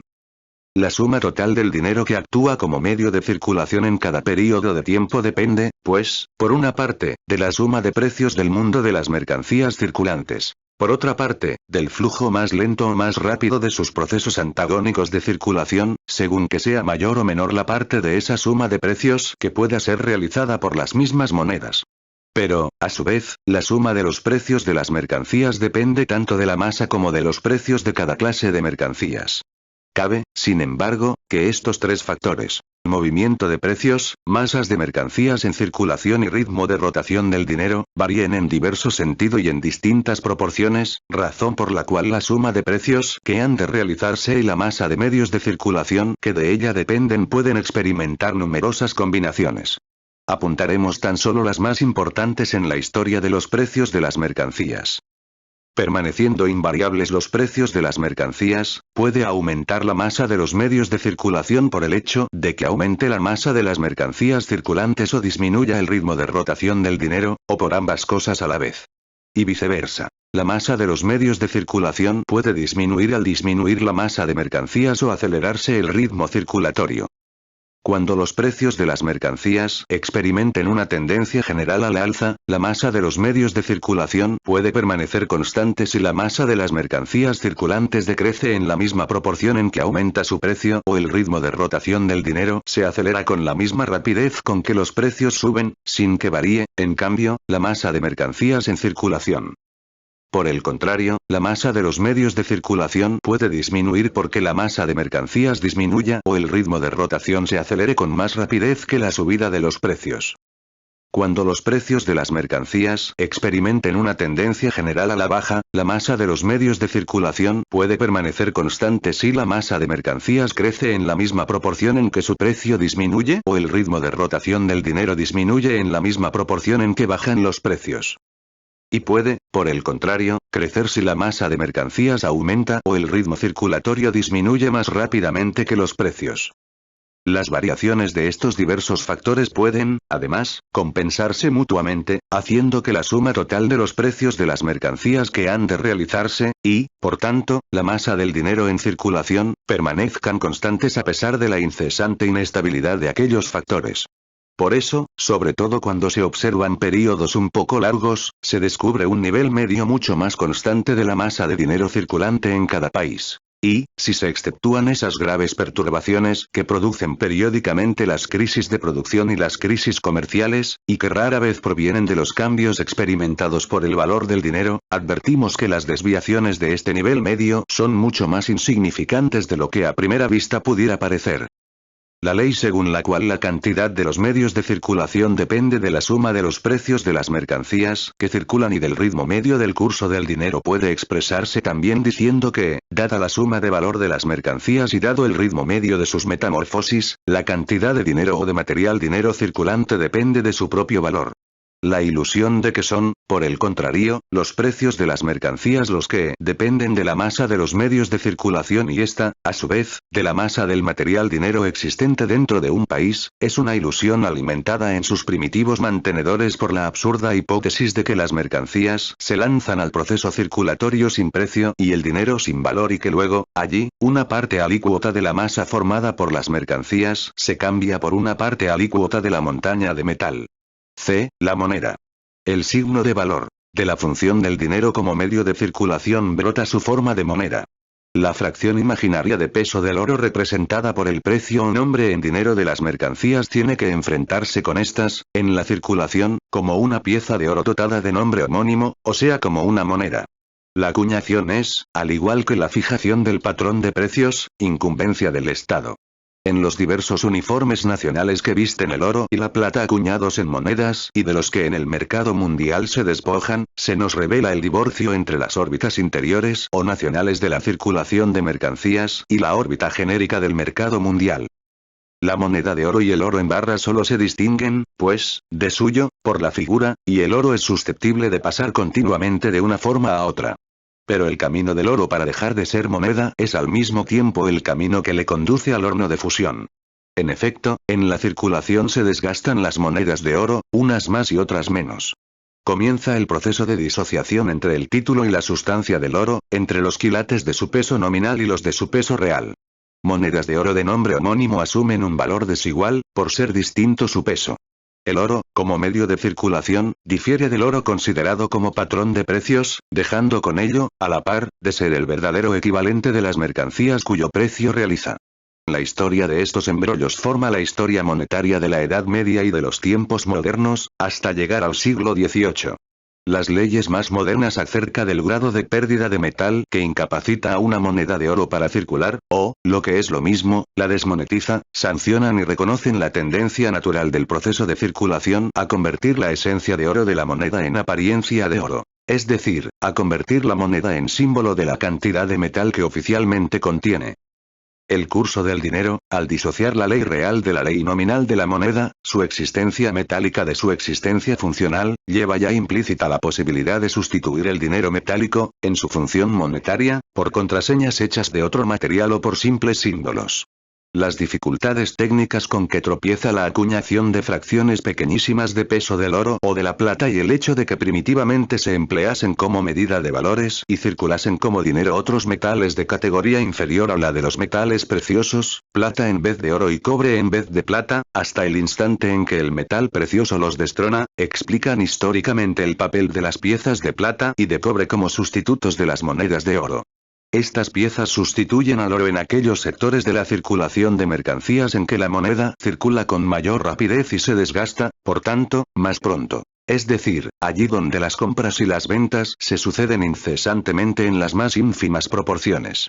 Para impedir que estos facinerosos suplanten al oro, la ley se encarga de determinar las proporciones, pequeñísimas, en que es obligatorio aceptar esas piezas, sustituyendo al oro, en función de pago. Claro está que los sectores en que circulan estas diversas clases de monedas se confunden constantemente, sin que sea posible establecer entre ellos una nítida separación. Las monedas fraccionarias aparecen junto al oro, para cooperar al pago de fracciones a que no llega a la moneda de oro más pequeña. Y a su vez, el oro se mezcla constantemente en la pequeña circulación, aunque se vea expulsado de ella constantemente también al cambiarse por las monedas fraccionarias. La ley determina a su voluntad el contenido metálico de las piezas de plata o de cobre. Estas se desgastan en la circulación mucho más rápidamente todavía que las monedas de oro. Por tanto, su función monetaria es, de hecho, totalmente independiente de su peso, es decir, de todo valor. La existencia monetaria del oro se disocia radicalmente de su sustancia de valor. Esto abre el paso a la posibilidad de que objetos relativamente carentes de valor, como un billete de papel, puedan actuar en lugar suyo con las funciones propias de una moneda. En las piezas metálicas de dinero, el carácter puramente simbólico aparece todavía, en cierto modo, oculto. En el papel moneda, se revela ya a la luz del día. Como se ve, cenest que le premier pas qui coûte. Aquí, nos referimos exclusivamente al papel moneda emitido por el Estado con curso forzoso y que brota directamente de la circulación de los metales. En cambio, el dinero crédito se halla regido por factores que, por el momento, no tenemos por qué conocer, pues no afectan a la simple circulación de mercancías. Diremos, sin embargo, de pasada, que del mismo modo que el verdadero papel moneda brota de la función del dinero como medio de circulación, el dinero crédito tiene sus raíces naturales en la función del dinero como medio de pago. El Estado lanza exteriormente al proceso de la circulación una serie de billetes que llevan estampado su nombre en dinero, VGR. 1 libra esterlina, 5 libras esterlinas, etc. En la medida en que estos billetes circulan efectivamente en sustitución de la suma de oro de igual denominación, sus movimientos no hacen más que reflejar las leyes de la circulación del dinero. Para encontrar una ley específica de la circulación de billetes, no hay más remedio que atenerse a su proporción representativa respecto al oro. Y esta ley es sencillamente la de que la emisión de papel moneda debe limitarse a aquella cantidad en que sin él, circularía necesariamente el oro, o la plata, representado simbólicamente por ese papel. Claro está que la cantidad de oro que la circulación puede absorber fluctúa constantemente en torno a un cierto nivel medio. Sin embargo, la masa de los medios que circulan en un país dado no es nunca inferior a un determinado mínimo, que la experiencia permite establecer. El hecho de que esta masa mínima esté sujeta a cambio constante en lo que a sus elementos se refiere, es decir, el hecho de que esté formada por monedas de oro que cambian incesantemente, no afecta para nada, como es natural, a su volumen ni a su giro constante en la órbita de la circulación. Por eso se la puede sustituir mediante símbolos de papel. Pero si hoy llenamos con papel moneda todos los canales de la circulación, hasta agotar su capacidad de absorción monetaria, encontramos con que mañana, a consecuencia de las fluctuaciones de la circulación de mercancías, el papel moneda rebasa los cauces. Al llegar a este momento, se pierden todas las medidas. Pero si el papel moneda rebasa sus límites, es decir, la cantidad monedas oro de idéntica denominación que pueden circular, todavía representará dentro del mundo de las mercancías, prescindiendo del peligro del descrédito general, la cantidad de oro determinada y, por tanto, representable por sus leyes inmanentes. Así por ejemplo, si la masa de billetes emitidos representa 2 onzas de oro en vez de 1, nos encontraremos con que 1 libra esterlina, VGR. Se convierte de hecho en el nombre en dinero de 1/8 onza, digamos, en vez de 1/4 onza. El resultado es el mismo que si se hubiese modificado el oro en su función de medida de precios. Por tanto, los valores que antes se expresaban en el precio de 1 libra esterlina, se expresan ahora en el precio de 2 libras esterlinas. El papel moneda es un signo de oro o un signo de dinero. Su relación con los valores de las mercancías consiste simplemente en que estos se expresan idealmente, mediante él, en la misma cantidad de oro que el papel moneda representa simbólicamente y de un modo perceptible. Solo el hecho de representar cantidades de oro, que son también, como todas las cantidades de mercancías, cantidades de valor, es lo que permite al papel moneda ser un signo de valor. Se plantea, finalmente, el problema de saber por qué el oro puede sustituirse por signos de sí mismo, privados de todo valor. Pero, como hemos visto, el oro solo es sustituible en la medida en que se aísla o adquiere sustantividad en su función de moneda o de medio de circulación. Ahora bien, esta función no cobra sustantividad respecto a las monedas sueltas de oro, aunque se revele en el hecho de que las piezas desgastadas de oro permanezcan dentro de la circulación.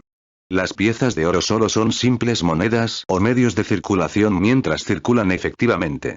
Pero lo que no puede decirse de una moneda suelta de oro, es aplicable a la masa de oro sustituible por papel moneda. Esta gira constantemente en la órbita de la circulación, funciona continuamente como medio de circulación y existe, por tanto, única y exclusivamente como agente de esta función.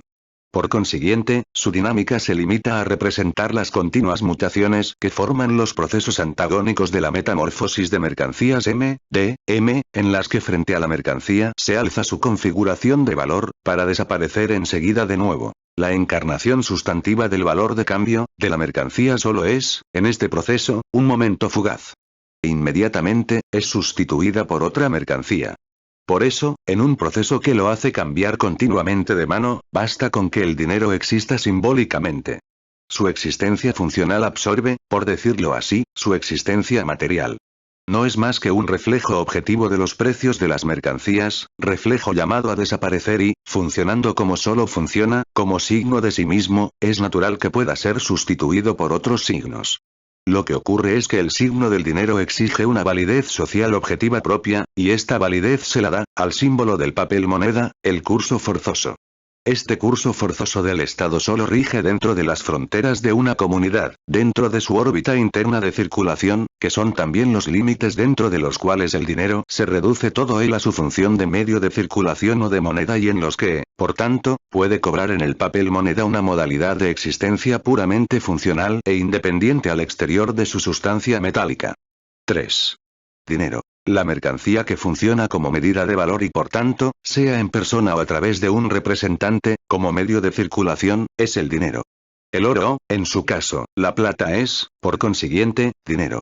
El oro desempeña funciones de dinero de dos modos. Las desempeña allí donde actúa en su corporeidad áurea, o argentífera, es decir, como mercancía dinero, sin reducirse, por tanto, a una forma puramente ideal, como cuando interviene como medida de valor, ni de un modo representativo, como en su papel de medio de circulación. Y las desempeña también allí donde su función, ya la ejecute en persona o por medio de un representante, lo plasma como configuración exclusiva de valor o única existencia adecuada del valor de cambios frente a todas las demás mercancías, consideradas como simples valores de uso.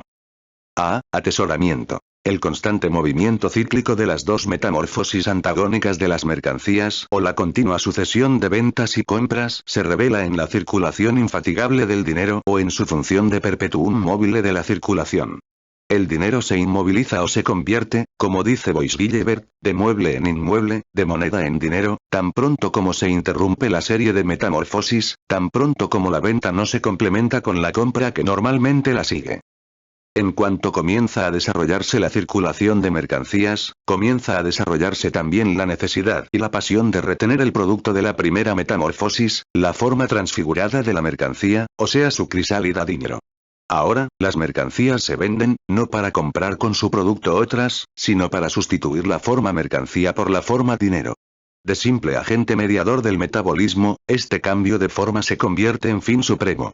La forma enajenada de la mercancía tropieza con un obstáculo que le impide funcionar como su forma absolutamente enajenable, como su forma dinero, llamada constantemente a desaparecer. El dinero se petrifica, convirtiéndose en tesoro, y el vendedor de mercancías en atesorador. Es precisamente en los comienzos de la circulación de mercancías cuando el mero sobrante de los valores de uso se convierte en dinero. De este modo, el oro y la plata se erigen por sí mismos en expresiones sociales de la abundancia o de la riqueza. Esta forma simplista de atesoramiento se eterniza en aquellos pueblos en que a un régimen de producción tradicional y ajustado a las propias necesidades corresponde un contingente de necesidades fijo delimitado. Tal acontece en los pueblos asiáticos, y principalmente en la India. Van der Linde, que cree que los precios de las mercancías están determinados por la masa del oro o de la plata existente en un país, se pregunta por qué las mercancías indias son tan baratas. Contestación. Porque los indios entierran el dinero. Desde 1602 a 1734, nos informa este autor, los indios enterraron 150 millones de libras esterlinas de plata, que habían sido enviadas de América a Europa. Desde 1856 a 1866, es decir, en 10 años, Inglaterra exportó a India y a China, el metal exportado a China va a parar también en su mayor parte a la India, 120 millones de libras esterlinas de plata, que previamente habían sido cambiadas por oro australiano. Conforme se desarrolla la producción de mercancías, el productor necesita asegurarse el nervus rerum, la prenda social. Sus necesidades se renuevan incesantemente y exigen una compra incesante de mercancías ajenas, y la producción y venta de sus propias mercancías requieren tiempo y dependen de una serie de factores fortuitos. Para comprar sin vender, tiene necesariamente que haber vendido antes sin comprar. Esta operación, ejecutada sobre una escala general, parece contradecirse consigo misma.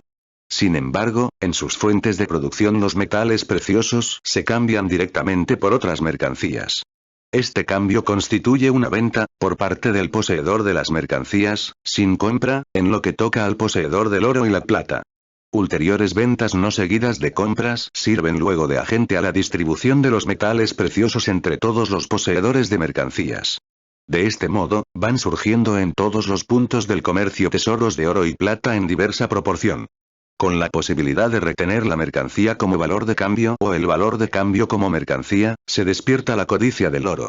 Al extenderse la circulación de mercancías, crece el poder del dinero, forma siempre presta y absolutamente social de la riqueza. Cosa maravillosa es el oro. Quien tiene oro es dueño y señor de cuanto apetece.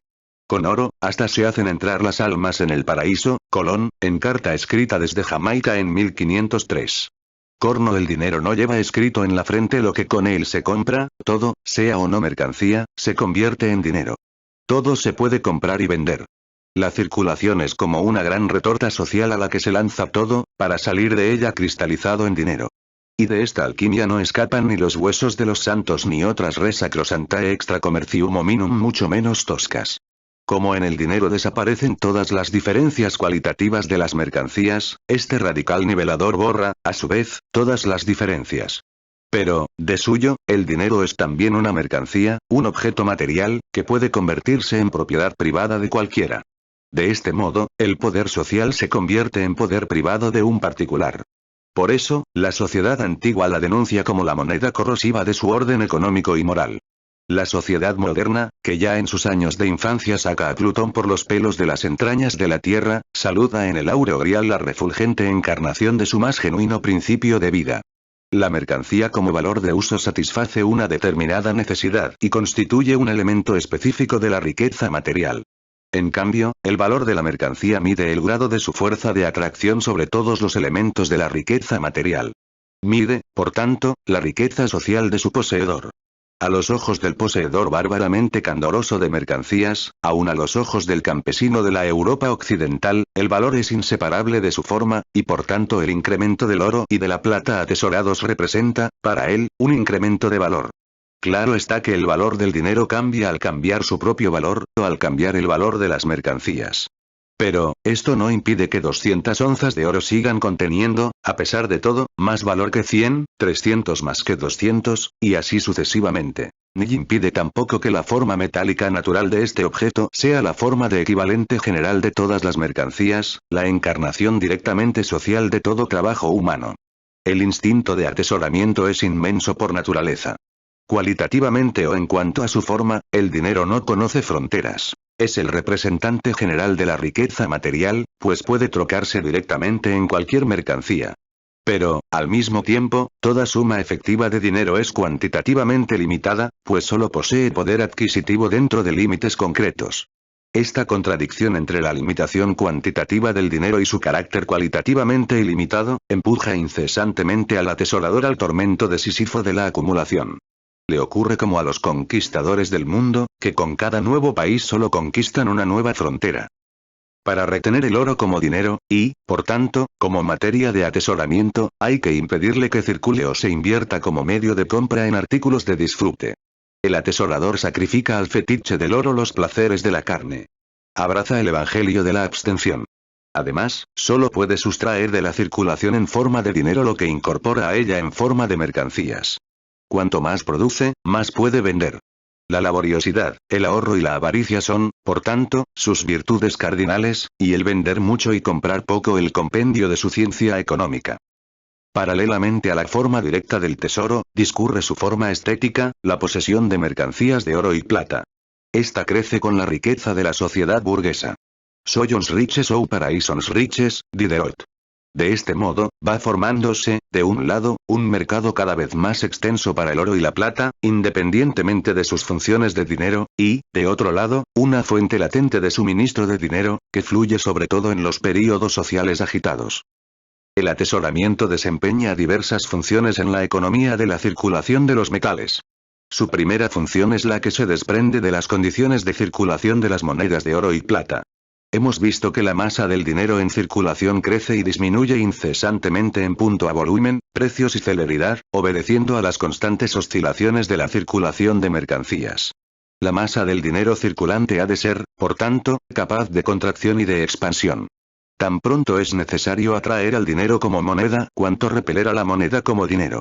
Para que la masa de dinero que realmente circula satisfaga en todo momento el grado de saturación de la órbita circulatoria, es necesario que la cantidad de oro y plata existente en un país exceda a la absorbida por la función monetaria. Pues bien, el dinero atesorado es el que permite que se cumpla esta condición. Los receptáculos en que el dinero se atesora sirven al mismo tiempo de canales de desagüe y de suministro del dinero en circulación, que, gracias a ello, no inunda nunca sus canales circulatorios. B. Medio de pago. En la forma directa de la circulación de mercancías, que hemos venido estudiando hasta aquí, la misma magnitud de valor se presentaba siempre por partida doble, en uno de los polos como mercancía, en el polo contrario como dinero. Por consiguiente, los poseedores de mercancías solo entraban en contacto como representantes de sus mutuos equivalentes. Pero, al desarrollarse la circulación de mercancías, se interponen una serie de factores que separan cronológicamente la venta de una mercancía de la realización de su precio. Bastará con que apuntemos, entre estos factores, los más simples. Unas clases de mercancías requieren más tiempo que otras para producirse. La producción de ciertas mercancías es inseparable de diversas estaciones del año. Unas mercancías surgen en el mismo sitio en que tienen su mercado, otras tienen que emprender, para encontrar mercado, un largo viaje, por tanto, unos poseedores de mercancías pueden actuar como vendedores antes de que los otros actúen como compradores.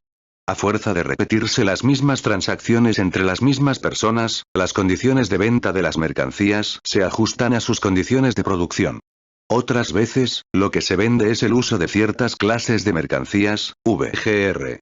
De una casa, durante un determinado tiempo. En realidad, el comprador no obtiene el valor de uso de la mercancía hasta que no transcurre el tiempo señalado. La compra, por tanto, antes de pagarla. Uno de los poseedores de mercancías vende mercancías que ya existen, mientras que el otro compra como simple representante del dinero, o como representante de un dinero futuro. El vendedor se convierte en acreedor, el comprador en deudor. Como aquí la metamorfosis de la mercancía, o sea el desarrollo de su forma de valor, se desplaza, el dinero asume una función distinta. Se convierte en medio de pago. El carácter de acreedor o deudor brota aquí de la circulación simple de mercancías. Es el cambio de forma de esta el que imprime al vendedor y al comprador este nuevo cuño. A primera vista, trátase, pues, de los mismos papeles recíprocos y llamados a desaparecer, desempeñados por los mismos agentes de la circulación que antes actuaban como vendedor y comprador. Sin embargo, ahora la antítesis presenta de suyo un cariz menos apacible y es susceptible de una mayor cristalización.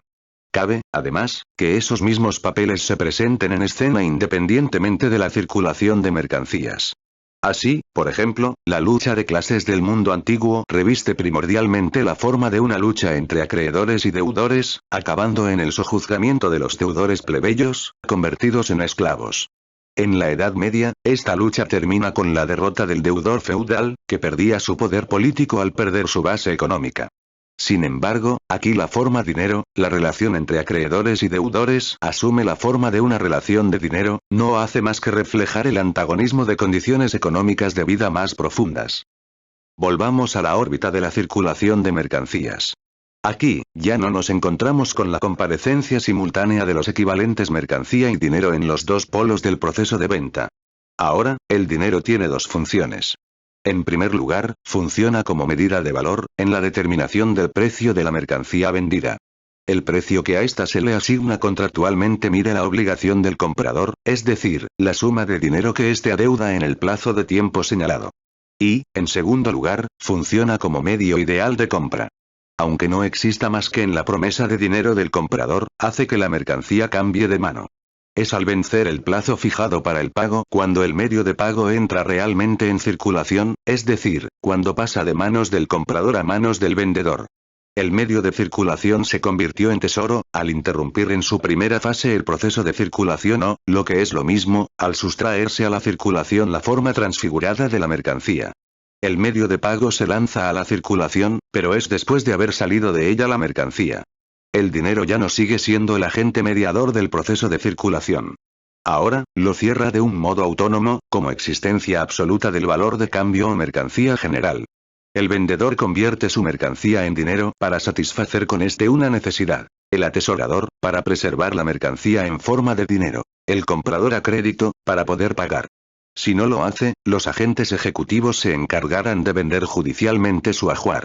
Como se ve, la forma de valor de la mercancía, el dinero, por una necesidad social que brota automáticamente de las condiciones del proceso de circulación, se convierte ahora en fin último de la venta. El comprador vuelve a convertir su dinero en mercancía antes de convertir esta en dinero. Es decir, ejecuta la segunda metamorfosis de la mercancía antes que la primera. Pero la mercancía del vendedor solo circula, solo realiza su precio, en forma de un título jurídico privado que le permite reclamar el dinero. Se convierte en valor de uso antes de haberse convertido en dinero. Su primera metamorfosis solo se consuma a posteriori. En todo período concreto del tiempo del proceso de circulación, las obligaciones líquidas representan la suma de precios de las mercancías cuya venta las ha provocado. La masa de dinero necesario para realizar esta suma de precios depende, ante todo, del ritmo circulatorio de los medios de pago.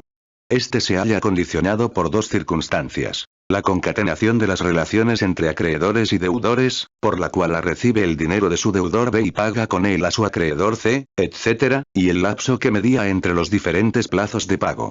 Esta cadena progresiva de pagos o de primeras metamorfosis a posteriori se distingue esencialmente del entrelazamiento de las series de metamorfosis que estudiábamos más arriba. En el curso de los medios de circulación no se limita a expresar la interdependencia de compradores y vendedores, sino que esta interdependencia brota en el curso del dinero y gracias a él. En cambio, el movimiento de los medios de pago no hace más que expresar una interdependencia social que existe ya en todas sus partes con anterioridad. La simultaneidad y el paralelismo de las ventas ponen coto a la tendencia a suplir la masa de monedas por su velocidad circulatoria. Lejos de fomentar esta tendencia, lo que hacen es servir de nuevo resorte a la economía de los medios de pago. Al concentrarse los pagos en una misma plaza, surgen y se desarrollan espontáneamente establecimientos y métodos especiales de compensación. A esa finalidad respondían, por ejemplo, los viremens de León, en la Edad Media. Si A tiene un crédito contra B, B otro contra C y C otro contra A, la simple confrontación de estos créditos basta para cancelarlos como magnitudes positivas y negativas, hasta un cierto límite, quedando solo un saldo final. Cuanto mayor sea la concentración de los pagos, tanto menor será, relativamente, el saldo, y por tanto, la masa de los medios de pago en circulación. La función del dinero como medio de pago envuelve una brusca contradicción. En la medida en que los pagos se compensan unos con otros, el dinero solo funciona idealmente, como dinero aritmético o medida de valor. En cambio, cuando hay que hacer pagos efectivos, el dinero ya no actúa solamente como medio de circulación, como forma mediadora y llamada a desaparecer de la asimilación, sino como la encarnación individual del trabajo social, como la existencia autónoma del valor de cambio, como la mercancía absoluta. Esta contradicción estalla en ese momento de las crisis comerciales y de producción a que se da el nombre de crisis de dinero. Este fenómeno se da solamente allí donde la cadena progresiva de los pagos cobra pleno desarrollo, desarrollándose también un sistema artificial de compensación. Tan pronto como este mecanismo sufre una perturbación general, sea la que fuere, el dinero se trueca brusca y súbitamente de la forma puramente ideal del dinero aritmético en dinero contante y sonante. Ya no puede ser sustituido por las mercancías profanas. El valor de uso de la mercancía se desvaloriza y su valor desaparece ante su propia forma de valor. Hace un momento, el ciudadano, llevado de su quimera racionalista y de su embriaguez de prosperidad, proclamaba un dinero como una vacua ilusión. No había más dinero que la mercancía. El grito que ahora resuena de una punta a otra del mercado mundial es: no hay más mercancía que el dinero. Y como el ciervo por agua fresca, su alma brama ahora por dinero, la única riqueza. La crisis exalta a términos de contradicción absoluta el divorcio entre la mercancía y su forma de valor, o sea el dinero. La forma que el dinero revista es, por tanto, al llegar a este momento, indiferente. El hambre de dinero es la misma, ya haya de pagarse en oro o en dinero crédito, VGR. O en billetes de banco. Si analizamos la suma total del dinero en circulación durante un determinado periodo de tiempo, vemos que, suponiendo que los medios de circulación y de pago tengan un ritmo de rotación dado, es igual a la suma de los precios de las mercancías que hay que realizar más la suma de los pagos vencidos, menos los pagos que se compensan unos con otros, y finalmente, menos el número de rotaciones que la misma moneda describe, funcionando alternativamente como medio de circulación y como medio de pago. Así, por ejemplo, el labriego vende su trigo por 2 libras esterlinas, lanzadas, por tanto, al mercado como medio de circulación. Con estas 2 libras esterlinas paga, al llegar el día de su vencimiento, el lienzo que le ha vendido el tejedor. Ahora, las 2 libras esterlinas, las mismas, funcionan como medio de pago. El tejedor compra con ellas al contado una Biblia, volviendo por tanto a lanzarlas al mercado como medio de circulación, y así sucesivamente. Así, pues, aun suponiendo que los precios, el ritmo de la rotación del dinero y la economía de los pagos, permanezcan invariables, la masa de dinero que rueda y la masa de mercancías que circula durante un periodo, durante un día, por ejemplo, ya no coincidirán.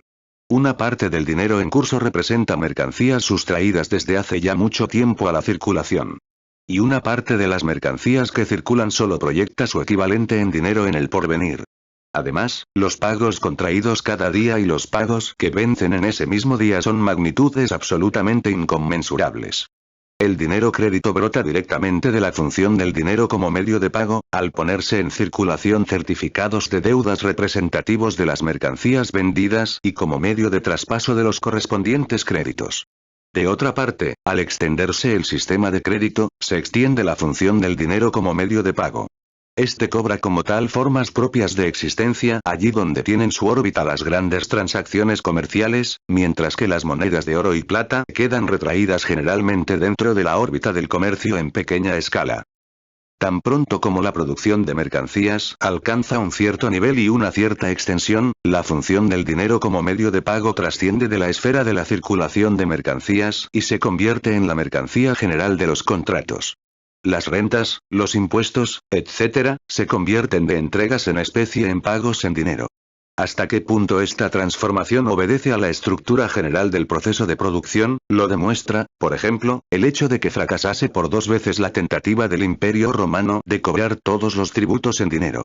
Y la indecible miseria de la población campesina de Francia bajo Luis XIV, que con tanta elocuencia denuncian Bois Guillebert, Marshall Vauban y otros autores, no se debía solamente a la cuantía de los impuestos, sino también a la conversión de los impuestos en especie en contribuciones en dinero. Por otra parte, si en Asia la renta del suelo abonada en especie, que es al mismo tiempo el elemento fundamental de los impuestos públicos, descansa en condiciones de producción que se reproducen con la inmutabilidad de las condiciones naturales, esa forma de pago contribuye, por su parte, a sostener retroactivamente la forma antigua de producción. El reino de Turquía, por ejemplo, tiene en ella uno de los resortes secretos en que descansa su conservación. Y si en el Japón el comercio extranjero decretado e impuesto por Europa provoca la conversión de la renta en especie en renta en dinero, será a costa de su maravillosa agricultura, cuyas estrictas condiciones económicas de vida se disolverán. En cada país se imponen determinados plazos generales para los pagos. En parte, estos plazos, prescindiendo de otros ciclos de la reproducción, responden a las condiciones naturales de la producción, vinculadas al cambio de las estaciones. Pero estos plazos regulan también los pagos que no brotan directamente de la circulación de mercancías, tales como los impuestos, las rentas, etc. La masa de dinero que hay que movilizar en ciertos días del año para atender a todos estos pagos, desperdigados por toda la superficie de la sociedad, origina perturbaciones periódicas, aunque completamente superficiales, en la economía de los medios de pago. De la ley que rige el ritmo de rotación de los medios de pago se desprende que, en lo tocante a todos los pagos periódicos, cualquiera que sea su fuente, la masa de los medios de pago necesaria se halla en razón directa a la duración de los plazos de pago. El desarrollo del dinero como medio de pago exige una cierta acumulación de dinero, al llegar los términos de vencimiento de las sumas adeudadas.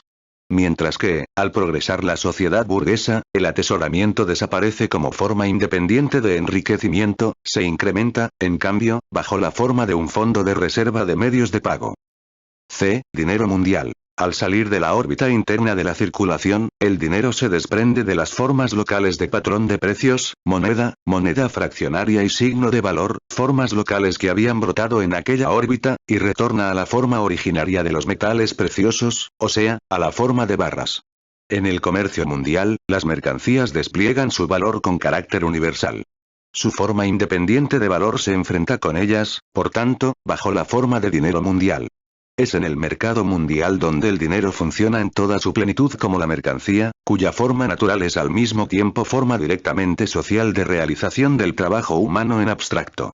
Su existencia se ajusta por entero a su concepto. En la órbita interna de la circulación solo puede servir de medida de valor, y por tanto de dinero, una mercancía. En el mercado mundial reina una doble medida de valor, el oro y la plata. El dinero mundial funciona como medio general de pago, como medio general de compra y como materialización social absoluta de la riqueza en general, universal wealth. Su función de medio de pago, para nivelar los saldos internacionales, es la predominante. De aquí la consigna de los mercantilistas. Balanza comercial. El oro y la plata funcionan sustancialmente como medio internacional de compras tan pronto como se interrumpe bruscamente el equilibrio tradicional del intercambio entre países diferentes. Finalmente, se presentan como materialización social absoluta de la riqueza allí donde no se trata de compras ni de pagos, sino de trasladar riqueza de un país a otro, sin que ello pueda hacerse bajo forma de mercancías, bien porque no lo permita la coyuntura del mercado o porque lo ve del fin que se persigue. Todo país necesita contar con un fondo de reserva, tanto para la circulación del mercado mundial como para su circulación interior. Las funciones del atesoramiento responden, pues, en parte, a la función del dinero como medio interior de circulación y de pago, y en parte a su función como dinero mundial. En esta última función se requiere siempre mercancía dinero efectiva, oro y plata en su corporeidad material, que es la razón por la que James Stewart define expresamente el oro y la plata, a diferencia de sus representaciones puramente locales, como money of the world. El movimiento de la corriente de oro y plata es doble.